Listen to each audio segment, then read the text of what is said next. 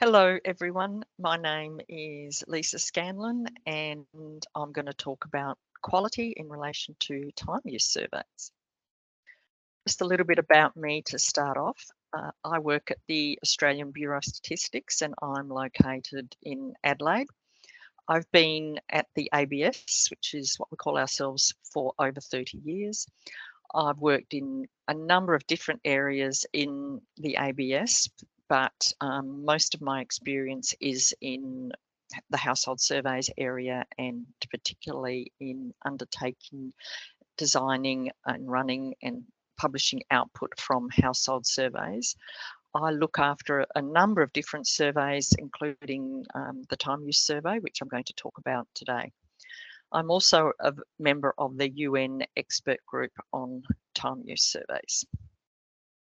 So just by way of background, and I'm assuming you're all survey managers or have some survey experience, a little bit about what is quality. And in statistics, quality is generally accepted as fitness for purpose. So it includes things like the accuracy, the relevance, the timeliness, the coherence, the interpretability, and the accessibility.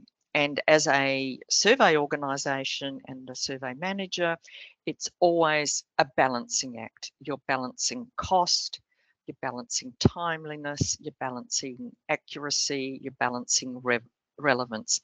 And it's about how you can get the best fitness for purpose within those parameters. There are quality survey quality information out there, and all national statistical organisations do have quality as underpinning all their work. So I'll talk in relation to time use, looking at the survey cycle. So the cycle really starts with specifying the need. We then move to design, build, collect, process, analyse, disseminate and evaluate. And it's represented as a cycle because generally we repeat surveys, and then so once we've finished, we start that cycle again. And certainly, very importantly, the learnings from one cycle will feed into the aspects of the next cycle. So it's always an improvement process. So I'll talk about specify need first in relation to time use surveys. So this is about understanding the information requirements. So what are the policy questions the data will address? What are the data items of interest? How will the data be used? Does that information already exist? Surveys, as we know, are expensive and take a long time to design and run. So if that information is already available, then we certainly don't want to go down the path of running a new survey.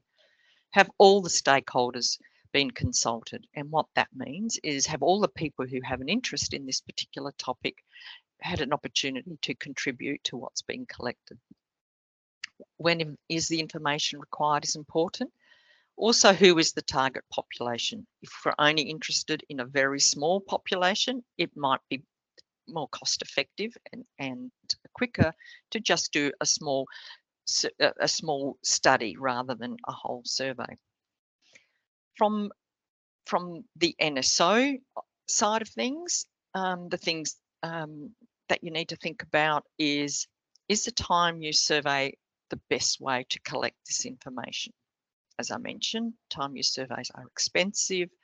They can take a long time to run. So it's about thinking what is the best way we can address this information need? And then, of course, it's also, do we have the resources? And that includes the time, the money, the people, the skills, the infrastructure. And this is not unique to time use surveys. This is something we need to do for all surveys and all research work that we do undertake in NSOs. So if we've decided that we are going to go ahead with a time use survey, then we need to think about how we're going to run this survey. Time use surveys are typically two-stage. There's initially a questionnaire where we collect information about people in the household, how many people, their age, education, background information, labour force, etc. We then collect information of either one or all or some of those people about how they have spend their time. That's what time use surveys are about, how people spend their time on different activities.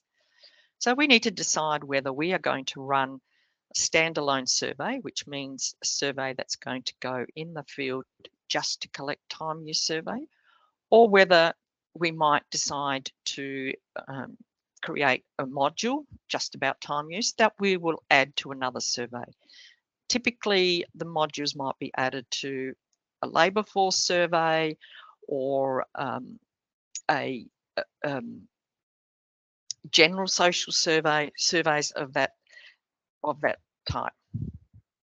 The other thing is about whether we conduct the survey via a web, that's CAWI, computer assisted web interviewing, whether we'll conduct the survey by telephone, computer assisted telephone interview, or whether it will be computer assistant paper interview. There's also another one that I have forgotten to include here, which is PAPI, and that's whether it's all paper. So interviewers undertaking the questionnaire via paper and paper all the way through. And sometimes we do a combination of those. Now, increasingly, NSOs are moving to web collection, that is collecting survey data online, and that's because increasingly people prefer to interact with government organisations online, and it's convenient, etc. It means we get the data in straight away. And sometimes we have to use combinations of those because there are those pockets of the population who don't have a web presence, they can't go online, or they don't want to go online. So sometimes we have to use combinations of those. And what's important if we do that is to make sure there is consistency between those modes. In relation to a diary, which is the important part of a time use survey, and the diary is where we collect the information about how people have spent their day, we need to make decisions about whether we are going to use a full diary, which is basically people generally write what they're doing and it covers all the activities in the activity classifications. Whether we use a light diary, and light diaries typically are diaries where we've identified 40 or 30 activities that people can select from to categorise their activities. Or stylised questions is another approach where we might ask people, yesterday, how much time did you spend at work, or how much time did you spend doing particular activities? As I mentioned earlier about whether we do a web or a telephone, we need to make decisions about whether the diary is going to be a paper diary or an online diary. And this is relevant for self-enumeration, where the person completes the diary themselves, and for situations where we have an interviewer asking the person about how they've spent their time. So will the interviewer do that online on a computer, or will the interviewer write it in a paper diary? The other thing is whether we do a retrospective or prospective. So retrospective is where people are asked about yesterday, how did you spend your time yesterday? And prospective is on the go, how people complete the diary on the go after they've done a particular task. The other consideration is the number of days. Will we ask about 1 day or 2 day? Will we ask about for 5-minute increments or 15-minute increments? We also need to think about the diary dates. So, how many weekdays, how many weekends, holidays, seasons, and day substitution. So if we miss the day that we've allocated to the person, are we going to ask them about the same day next week or the next day? And I'll go into a little bit more about the quality of the quality aspects of those in the next few slides. Let's move on, excuse me. think I've gone too far. So the other thing we need to think about is the sample. So we need to make sure, so from a quality perspective, we need to make sure that the sample is big enough to produce reliable outputs at the level of disaggregation we're interested in. So if, for example, we need to have a disaggregation at 5 age groups, we need to make sure we get enough sample in those different age groups to put that data, to publish that data without high standard errors. Also, we need to make sure if we want to release the data at geographic levels, whether it's states, regions, etc., we need to make sure we have enough sample in each of those to be able to reliably publish those results, again, with low standard errors. Ethnic groups, education level, all these things need to be taken into account about when we're designing the sample to make sure that we have a big enough sample to be able to output at those levels. And that's standard across all surveys. We also need to make sure that the sample is representative of the population. And when we think about it within the context of time use, geography is a good example. So the way people in urban areas spend their time versus the way people in rural areas spend their time, there may be differences. So we need to make sure we have a good representation of all the different areas so that we can accurately reflect those. And we also need to think about how many people from the household are we going to ask to participate, and this is also part of the quality. So we might ask one person, we might ask for a randomly selected person, or we might ask for everyone. The benefit of asking for everyone is we can produce quality data about the inter-household division of labour, for example, which is important for things like unpaid work, housework, etc., to understand how that's distributed across the household.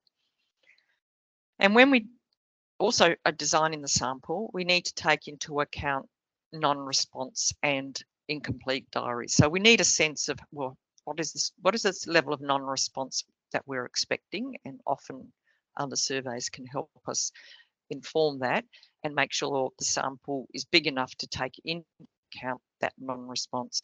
As well as in time use, it's about the number of incomplete diaries. And from a quality perspective, in relation to incomplete diaries, we also need to make decisions at the processing stage about at what point would we reject a diary. And this is particularly the case for diaries, self-completion diaries, where people might drop out, they might not complete the diary, and we might decide, well, we need a minimum of 4 activities for a diary to be included, or we need a minimum of 12 hours in a 24-hour period. There's also consideration about the activity classification. Which one are we going to use? We need to make sure that if we're designing our own, we avoid duplication and overlap, which can result in quality issues in reporting activities. We also need to think about whether we are going to include secondary activity. And this is where we ask people about what else they were doing at the same time. This provides a much more complete picture, particularly for some of those things that are important to collect in time use survey, like caring as a secondary activity, but it does add more burden. So we need to balance that. There are different ways potentially of collecting that. We might decide that care, we'll ask separate questions about caring, etc. I'm conscious of the time, so I will work through the rest quite quickly. There's also the contextual information. Time use surveys do contain a lot of extra information. We sometimes ask who with, who for, and the location. This does result in a richer data set, but it does add burden to the respondent. So sometimes there are trade-offs, which of these are important, and that's where, when we go back to the beginning, when we're talking with our stakeholders, the people who are interested in the data, we need to understand how important this is and that trade-off between the different variables we are collecting. The other important thing, obviously, is to do a lot of testing to make sure people understand the diary, it's easy to complete, etc. Other considerations at this stage include how we're going to data enter, how we're going to code, etc. Another consideration is whether children are going to be included, and sometimes children of certain age can complete the diary themselves, but we may, if we are including children, we may need to interview the parents. And in red there, I've got test, because testing is very important to make sure that the diary and the questionnaire that we've designed is actually being well understood by the people completing it, and that we are getting the responses that we're expecting. When we talk about the build side of things, some of the things that impact on quality is things like making sure it's not too long, because there's a risk of people dropping out. We need to make sure the questionnaire flows. We don't want questions and edits, etc., to not flow. That's important, again, for quality. We want to make sure it's not too cluttered on the screen or on the page, so that people don't understand what needs to be completed. Another thing is to apply accessibility standards. So this is about making sure, for example, people who might be visually impaired, or have color issues. We use colors that people can readily read, all those sorts of things. It's good to include examples. That helps people understand the sorts of things we're looking for. So again, that's about quality. Using plain language that we know our population will understand. And we need to use proper word subs as well, and edits to help the flow. And it's also an important consideration is keeping the data safe, making sure our reputation is on the line with these surveys. So let's make sure the data is safe. That's the survey instrument. And likewise with the diary, we don't want that to be too cluttered. We want to include examples, use suitable colours, fonts, etc. And all of these go to quality, because it helps. The easier we make it for the respondent to complete the diary, or the interviewer asking the respondent, the better the quality of the answers we are going to get. And once again, it's about testing. So we need to make sure the instrument works, and we need to make sure all the scenarios or possible options work to make sure we get the quality responses. So when we talk about collect, it's all the important quality considerations that apply to other surveys also apply to time use surveys. Making sure interviewers are well trained, making sure the materials, the introductory letters, instructions, etc., read well, are sent out. What are some of the practices we'll do? For example, if no one is home, how many times will we go back to that address? If it's a leave behind diary, will interviewers return to pick up the diaries, or will we ask people to mail them back? And if we ask them to mail back, we need to make sure we supply them with envelopes, etc. And we need to make sure we have a robust system to submit completed forms and diaries. So, for example, if we are using mail, we want to make sure we know how many diaries we have sent out and record how many we get back, so we can keep track and make sure we've got all the diaries back. And again, that plays into quality, because, for example, if there are some mail issues in a particular region, we may miss out on all those diaries that represent that region. If it's an electronic diary, we need to make sure that there is an easy login process people are sent reminders, etc. And these all contribute to quality. When we talk about process,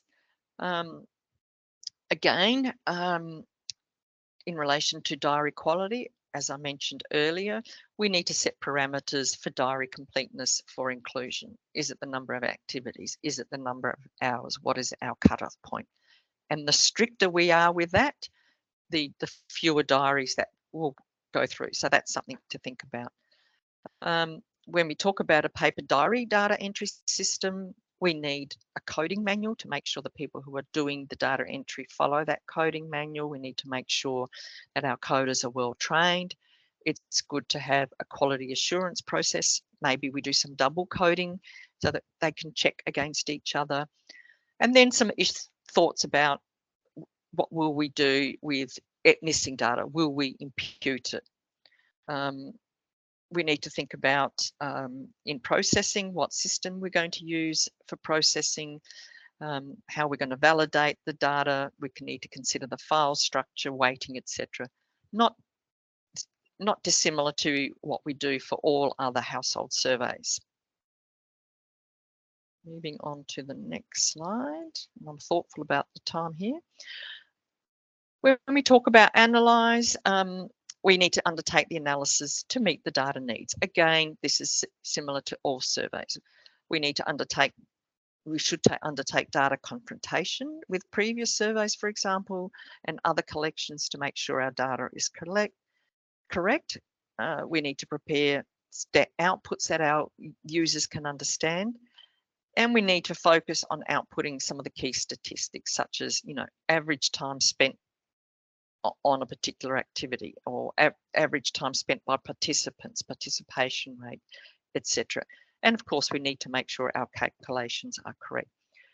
If we are using different modes, if we're doing a web form as well as a paper form, we need to check that those are consistent. And then when we talk about dissemination, no different to other surveys. We need to make sure everything is labelled well. We need to highlight cells that have high standard errors, for example, and consider suppressing those. We need to include a methodology page and describe how our survey was collected and all the other details. Evaluation is very important, and for me, it's important that we spend time doing this along the way.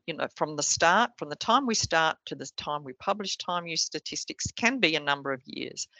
And when we get to the end, we often forget what were some of the challenges we had to overcome at the beginning. So if we continuously document and record some of the issues and challenges we had, it'll help us in the planning for the next cycle. But it'll also help if we've come across any issues along the way to go back and think about what did we do at the design stage that we should have done differently. So including evaluation along the journey, I think, is very important, and to include as much information as you can. And my final comment is good luck. I'd also like to add that there are a lot of resources out there, and organisations like the UN, ILO have guides, etc. There is a strong community of time use researchers. Reach out for their support, and a lot of NSOs run time use surveys, so visit their methodology pages, reach out and speak to people to get all the help you need. Thank you.